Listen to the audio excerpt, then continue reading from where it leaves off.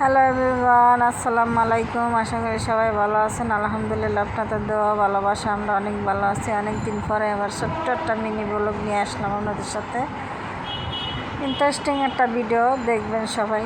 আর যারা সাবস্ক্রাইব করছেন তারা তো অসংখ্য ধন্যবাদ। আর যারা সাবস্ক্রাইব করেন না, ভিডিওটি দেখেন, লাইক দিয়ে দেখেন না প্লিজ। সবাই ভিডিওটি দেখার আগে লাইক দিয়ে ভিডিওটি দেখবেন আর সবাই সাবস্ক্রাইব করে দেবেন। এখন আমার শ্বশুর আব্বা যে সিম আর করলা আর আলু এনে দিছে। এখন সিম আলু রান্না করব রুই মাছ দিয়া। মাছটাকে ধুয়ে টিয়া পরিষ্কার করে রাখছি, মশলা মাখায়া। ভাত হয়ে গেছে, ডাল হয়ে গেছে। এখানে যে সিমটা দিয়ে আমি রুই মাছটা রান্না করব, বেশি কিছু রান্না করব না। আর আমার শাশুড়ি আমার দাওয়াত আছে, উনি দাওয়াত খাইতে যাবে। আর আমরা ঘরে কয়েকজনে খাবো, 3-4 জনে, 2 ছেলে মেয়ে, আমি, আমার হাজব্যান্ড আর আমার শ্বশুরে, এই 4 জনে খাবো। এখন মাছটা হালকা করে ভেজে নিছি। সবগুলি মাছ হতে ওগুলি মাছ সব রান্না করব না, কিছু মাছ রাখে দেব পরে লাস্টে দিয়ে। পরের দিন আলু ভর্তা, ডাল করছি, করলা ভাজি করছি, সেটা দিয়ে খাওয়া দাওয়া করছি। আর খাওয়া দাওয়া আপনাদের সাথে শেয়ার করি না। যদি আপনাদের কাছে আমার ভিডিওটি ভালো লাগে তাহলে লাইক, কমেন্ট, শেয়ার এবং সাবস্ক্রাইব করবেন। আর এখানে যে মাছটা ভাজি করে নিতেছি, মাছটা ভাজি করার পরে তারপর বাকি রান্নাগুলি করব। কিছু মানুষ আছে সামনে এক কথা বলে, পিছে আর এক কথা বলে। ওই সব মানুষের কাছে থেকে মনে হয় দূরে সরে থাকা ভালো। সামনে বলে এক, পিছে বলে আর এক, মুখোশধারী মানুষগুলি। এখানে যে কড়াইটা বসাই দিলাম, এই ভাঙা কড়াইটার ভিতরেই রান্না করতে হয়। এই কড়াইটা রান্না করে আমি আরাম পাই, সেই জন্য এই কড়াইটাই রান্না করতে হয়।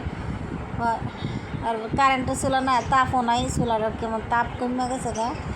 আর বারবার একটু কারেন্টও যাইতেছে, সেই জন্য অসুবিধাও হয় রান্নার। কী করব, গ্যাসও আনে না আর কারেন্টের চুলাও নাই। চুলায় কত রান্না করা যায়, দাঁড়ায় থাকতে থাকতে পা ব্যথা হয়ে যায়। মধ্যবিত্ত পরিবারে একটা কষ্ট। আমার কাছে আর রান্না বান্না করতে আর ভালো লাগে না। কোথাও গেলে গ্যাস দেখলে মন চায় রান্না করি। আর বাসার ভিতরে আসলে মনে হয় রান্না করার দরকার নেই, তার সাথে শুয়ে থেকে ঘুমাই, এরকম মনে হয়। তারপরেও কী করবো, রান্না করা লাগবে, খাওয়া লাগবে, সেই জন্য রান্না করতেছি। রুই মাছ দিয়ে, সিম আলু দিয়ে রান্না করব। আর কিছুই রান্না করব না, সাথে একটা ডাল আছে।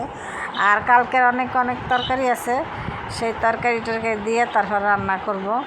তারপর খাওয়া দাওয়া করব। খিচুড়ি রান্না করছে, ছোটো ননদ আসছিল, তারপরে ননদের বাচ্চারা আসছিল।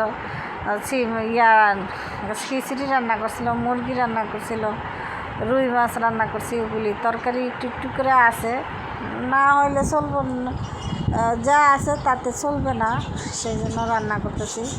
ধরেন 2-1 জনে খাইতে পারবো, আর 2-1 জন তরকারি লাগবে, সেই জন্য ভাবলাম যে আম্মা বলতেছে যে না, রান্না করেই ফেলো। রান্না করলে একদিকে সুবিধা, বিকালের ঝামেলা থাকে না, কী রান্না করবো। এখন রান্না বান্না শেষ হয়ে গেছে। রান্নাটা শেষ করে তারপর আমি এই যে করতেছি, রান্নাটা নামায় ফেলছি। রান্না শেষ। পাতলা ঝোল করছি, বেশি গাঢ় ঝোল করিনি। আর এখানে আমি কথা বলতেছি কি, এক সময় পুতুল নিয়ে, ছোটোবেলায় আমরা পুতুল নিয়ে খেলা করতাম। আর এখন বড় হইয়া এই পুতুলের মতনই মানুষ আমাদেরকে নিয়ে খেলে, সেই জন্য ওই কথাটাই বলতেছি। আর অনেকে বলে, সবাই বলে যে সংসার সুখী হয় রমণীর গুণে। আর আমি বলি যে সংসার সুখী হয় স্বামী স্ত্রী 2 জনের গুণে। সবাই ভালো থাকবেন, সুস্থ থাকবেন, আমাদের জন্য দোয়া করবেন। দেখা হবে নতুন একটা ভিডিওর সাথে। ততক্ষণ পর্যন্ত আল্লাহ হাফেজ। আর সবাই আমার মার জন্য দোয়া করবেন, আমার বাচ্চাদের জন্য দোয়া করবেন। আর এইখানে জন্মদিন খাইতে যাইতেছি, ননদের ছেলের জন্মদিন, চাচা ননদের ছেলের জন্মদিন, সেই জন্মদিন খাইতে যাইতেছি। এখানে আমি তাড়াহুড়া করে, দেখেন হিজাবটাও আমি বাঁধতে পারি না, ভালো করে বাঁধতে দেয়নি সেই মেয়েরা। তাড়াতাড়ি আমার ছোটো ননদও একেবারে তাড়াহুড়ো লাগাই দিছে, এই জন্য হিজাবটাও আমি ভালো করে বাঁধতে পারিনি। এখানে যে সিএনজিতে বসে রয়েছি, যাইতেছি। যদি আমার ভিডিওটি আপনাদের কাছে ভালো লাগে তাহলে শেয়ার করে দিবেন, আর ভিডিওটি দেখার আগে লাইক দিয়ে দেখবেন। সবাই ভালো থাকবেন, সুস্থ থাকবেন। দেখা হবে নতুন একটা ভিডিওর সাথে। আসসালামু আলাইকুম, আল্লাহ হাফেজ।